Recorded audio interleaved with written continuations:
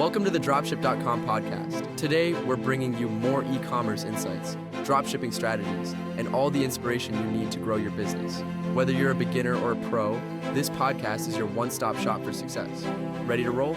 Here are your hosts, Ava and Noah. All right, get ready for this one because we're diving into a story that'll make you rethink everything you thought you knew about building a successful e-commerce business. Oh, I'm ready for a challenge. What's got you so fired up? It's the story of Karthik Shanadi, and get this, he built not one, not two, but 4 successful e-commerce brands. Wow.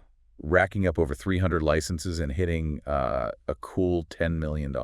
Okay.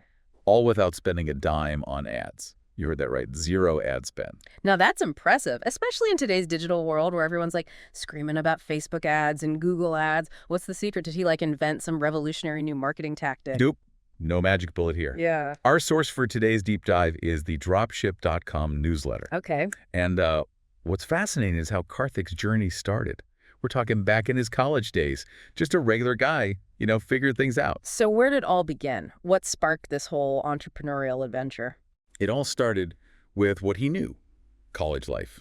He and his fraternity brothers were selling custom merchandise at, student events, T-shirts, hoodies. Yeah. The classic college gear. Right. They tapped into their existing network and basically turned their everyday experience into a business.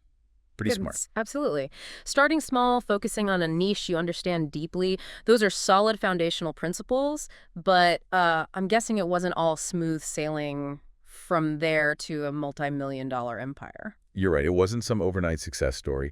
That small operation they started actually evolved into a brand called Greek House. Okay. Which became a major player in the college custom merch space. But what's interesting is how he scaled it without resorting to the usual ad-heavy strategies. Okay, now we're getting to the good stuff. Let's unpack how he cracked the code of organic growth.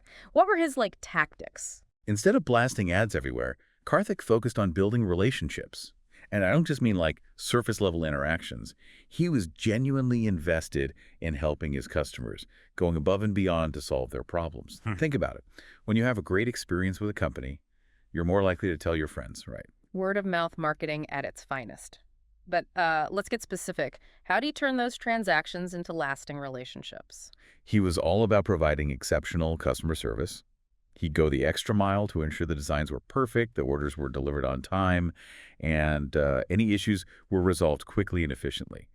He even started creating content like blog posts and social media updates that offered valuable tips and advice for designing and ordering custom merchandise. It wasn't just about selling products, it was about becoming a trusted resource for his target audience. So he positioned himself as an expert, not just a salesperson. That's a powerful way to build trust and credibility. But we're talking about college students here who are notoriously budget conscious. How do you navigate that? That's where his deep understanding of his niche came into play. He knew college students were looking for affordable options, so he kept his pricing competitive and offered student discounts. He also made the ordering process super easy and transparent, which reduced friction and increased conversions. He focused on building a loyal customer base who would come back for more, even if it meant sacrificing some short-term profits. That's a long-term game many businesses overlook. But I'm curious, did this approach work for all 4 of his brands? They weren't all focused on college students, were they? You're right. He didn't stop with just Greek House. He saw the potential to apply this relationship-driven, no ads model to other markets. He launched College Thread, which targeted universities directly for larger scale orders. Right. He then expanded to Threadly, serving corporate clients and nonprofits. This demonstrates his adaptability and strategic thinking, wouldn't you say? Absolutely. It wasn't just about replicating the same thing. It was about evolving his model to fit new audiences and their specific needs. He wasn't afraid to branch out and test new waters. But what's really fascinating is his 4th brand, Athletes Thread. Now, this one really highlights his knack for spotting opportunities and capitalizing on emerging trends. Oh, tell me more about this one. What was so special about Athletes Thread? It was all about timing and understanding a shifting landscape. Remember those new NCAA rules that allowed student athletes to, profit from their name, image, and likeness? Yeah.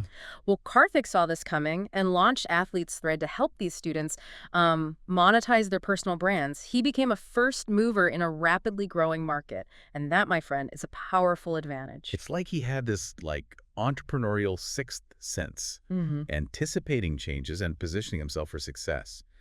But I still can't wrap my head around how he managed to build all of this while working a full-time job at Amazon. The classic side hustle story. But let's not forget, that's where the real lessons lie. It's not about having, tons of free time or resources. It's about making the most of what you have and being relentless in your pursuit of your goals. So we've got this impressive growth story. Yeah. But how did he actually pull it off without relying on those traditional ads? Was it all just word of mouth and good customer service? There's got to be more to it, right? There's definitely more to unpack here. And that's where we'll dive deeper in the next part of our deep dive. Oh, okay. We'll explore the systems he put in place, the strategies he used to scale each brand, and the mindset that fueled his success. You won't want to miss it. I'm already hooked. We'll be right back after a quick break for part 2 of our deep dive into Karthik's incredible journey. All right, we're back and ready to dig deeper into how Karthik built this incredible e-commerce empire without relying on ads. In part 1, we talked about how he started with Greek House, focusing on exceptional customer service and really understanding his niche. It's a great reminder that sometimes the simplest approach can be the most effective. Absolutely. It's not always about the flashiest marketing tactics. It's about building genuine connections and delivering real value. But I'm curious to hear more about how this no-ad strategy played out as he expanded into new markets with College, Thread, and Threadly. Yeah. Yeah. That's where things get really interesting. Because remember, with College Thread, he was targeting universities directly for those larger orders. Right. And with Threadly, he was serving corporate clients and nonprofits. Talk about diverse audiences. How did he adapt his approach to reach these different groups? Well, one thing that remained consistent across all his brands was his commitment to building community. And this wasn't just about having a lively social media presence. Yeah. He understood the power of creating spaces where people could connect, share ideas, and feel a sense of belonging. Give me an example. What did this community building look like in action? For Greek House, he actually partnered with student groups and organizations to host design contests and events. This created buzz and excitement around the brand while also giving students a platform to showcase their creativity. It was a win-win. So he wasn't just selling them merchandise. He was empowering them to be a part of something bigger. Yeah. That's smart. But what about College Thread, where he was dealing with universities? I imagine that required a different approach. Yeah, it did. In this case, he focused on building relationships with key decision makers within, university departments and student organizations. He'd attend industry conferences, host webinars, and even offer free consultations to help them navigate the complexities of custom apparel for their specific needs. He positioned himself as a trusted advisor, someone who understood their unique challenges. So instead of bombarding them with sales pitches, he was offering valuable insights and solutions. That makes sense. But how did he translate this community-building approach to Threadly, where he was serving corporate clients and nonprofits? That seems like a whole different ballgame. You're right. It was a different landscape, but the underlying principle remained the same. He understood that businesses and nonprofits were looking for partners, not just vendors. Right. So he focused on building long-term relationships based on trust and mutual benefit. Okay, but how did he actually do that? Give me some specifics. For corporate clients, he'd offer custom design services and help them create branded merchandise that aligned with their, company culture and values. He'd even go the extra mile to source sustainable and ethically produced materials, appealing to their, corporate social responsibility initiatives. So he was tailoring his offerings to meet their specific needs and values. That's impressive. What about the nonprofits? How do you approach that segment? For nonprofits, he understood their limited budgets and the importance of maximizing their impact. So he'd often work with them to develop, fundraising campaigns, donating a portion of the proceeds back to their cause. He also created educational resources and templates to help them design and sell their own merchandise effectively. He was essentially empowering them to become more self-sufficient. Wow, so he wasn't just making a profit, he was making a difference. It's clear that Karthik had this knack for understanding his audience and creating win-win situations. But we still haven't touched on his fourth brand, Athletes Thread, the one that really capitalized on the changing landscape of college athletics. How did his no-ads strategy play out in that market? Athlete's Thread is a brilliant example of how he leveraged timing, strategic partnerships, and content creation to build a brand without relying on, traditional advertising. Remember, this was a completely new market, so he had to educate both athletes and fans about the possibilities. Okay, so how did he do that? What were his, tactics? First, he partnered with influential athletes and sports media outlets to spread the word. These partnerships gave him instant credibility and access to a large engaged audience. He also created educational content like blog posts and videos that explained the new NCAA rules and how athletes could benefit from them. He was essentially positioning himself as a thought leader in this emerging space. So instead of posts for ads, he was investing in partnerships and content that provided real value to his target audience. Yeah. That's a smart way to build brand awareness and trust. Exactly. And it's worth noting that he didn't just focus on, big name athletes. He also partnered with smaller up and coming athletes, recognizing their potential and giving them a, platform to build their brand. This created a sense of loyalty and community as athletes felt supported and valued by the brand. It sounds like he was creating a movement, not just building a business. Yeah. But let's shift gears for a moment and talk about the systems and processes he put in place to manage all of this. Because let's be honest, building 4 successful brands takes more than just a great idea and a lot of hustle. You're absolutely right. And that's where things get really interesting from an operational standpoint. Because remember, he was doing all of this while working a full-time job at Amazon, so he had to be incredibly efficient and organized. I'm all ears. How does he manage to, juggle everything and still maintain that level of quality and growth? He was a master of automation and delegation. He used tools like Zapier to connect different apps and automate tasks like order fulfillment, email marketing, and social media posting. This freed up his time to focus on, the bigger picture, the strategic decisions that would drive his businesses forward. Okay, so he was leveraging technology to streamline his operations. Mm-hmm. But what about the human element? Did he have a team helping him manage all these brands? He did eventually build a small team, but he was very strategic about, who he brought on board. He looked for people who were passionate about the mission, had a strong work ethic, and were willing to learn and grow alongside him. He understood that building a strong team was crucial to his long-term success. And I imagine he had systems in place to ensure everyone was on the same page and working efficiently. Absolutely. He was a big believer in documenting processes and creating standard operating procedures, SOPs, for everything from handling customer inquiries to fulfilling orders. This ensured consistency and quality even as the business grew and new team members were brought on board. So these SOPs were his secret weapon for scaling without sacrificing the things that mattered most, customer service, product quality, and brand consistency. Exactly. He understood that systems weren't just about, efficiency. They were about creating a framework for sustainable growth. It's fascinating how he was able to balance this entrepreneurial drive with a very systematized approach to business. It's like he had the best of both worlds. Yeah. But there's one more piece of the puzzle I'm curious about. His mindset. What drove him to keep pushing forward, to keep building, even when, things got tough? That's a great question, and it's something we'll delve into in the final part of our deep dive. We'll explore the beliefs, the habits, the mental frameworks that fueled his success and allowed him to achieve what many thought was impossible. I'm already intrigued. We'll be right back after a quick break to unpack the final chapter of Karthik's extraordinary journey. Okay, we're back for the final part of our deep dive into Karthik's journey, and I'm really excited because we've covered so much ground already, from his humble beginnings with Greek House to his, impressive expansion into multiple markets, all without relying on traditional advertising. Right. But what's been most fascinating to me is how he managed to do all of this while working a full-time job at Amazon. Talk about a masterclass in time management and prioritization. Yeah, it's a testament to his discipline, his drive, and his ability to focus on what truly matters. But it's also a story about the power of systems and automation. Remember, he wasn't just building one brand, he was building 4. So he had to find ways to, streamline his operations, delegate effectively, and create a framework for sustainable growth. And he did all that while maintaining, a high level of quality and customer service, which is no small feat. In the last part, we talked about how he leveraged tools like Zapier to automate tasks and creates standard operating procedures, SOPs, for key workflows. But I'm curious to hear more about how he approached the human element of this equation.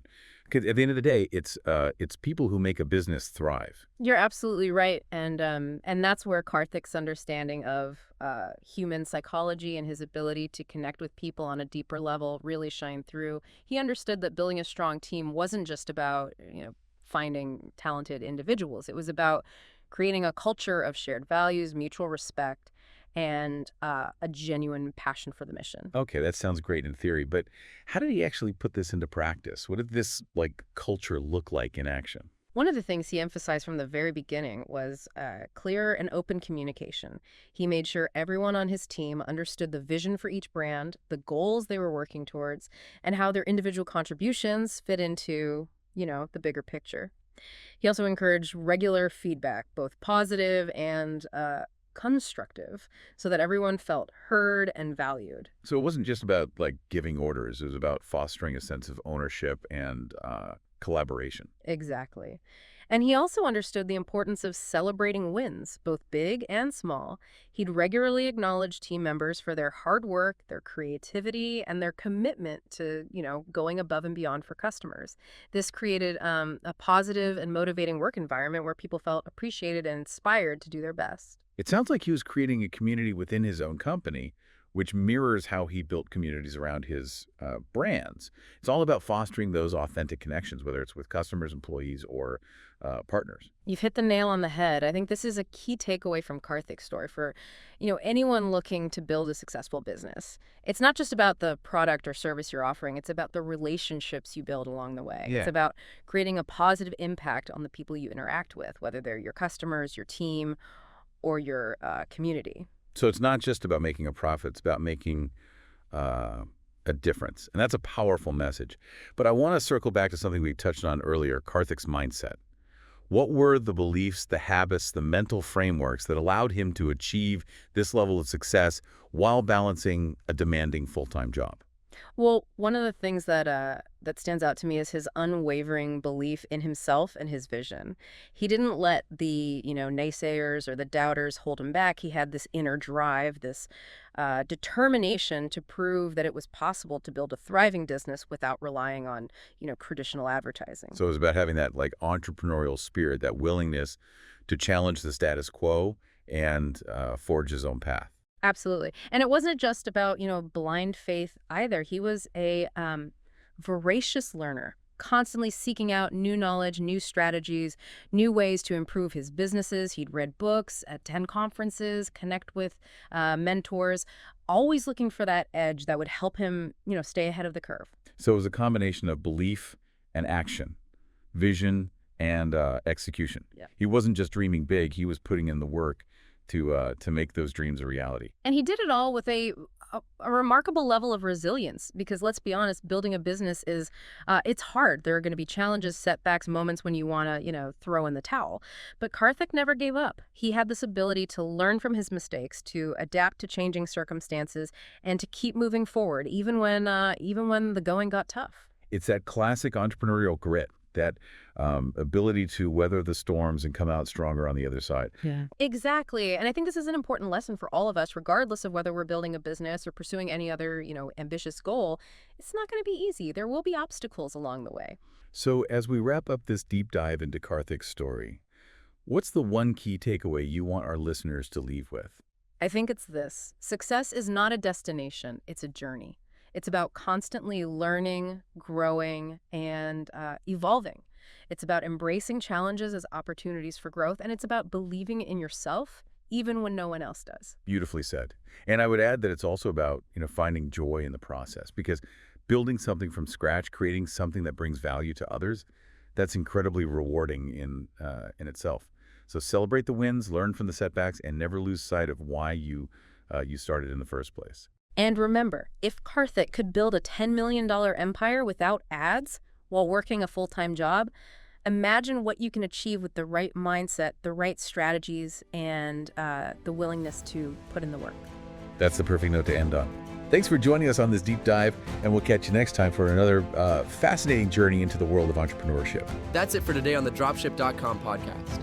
We hope you got some value out of this episode. If you're looking to stay ahead in e-commerce and dropshipping, the Dropship.com newsletter is where we dive deeper into the latest trends, news, and strategies. Delivered every Monday and Thursday. Don't miss it. Subscribe with the link below.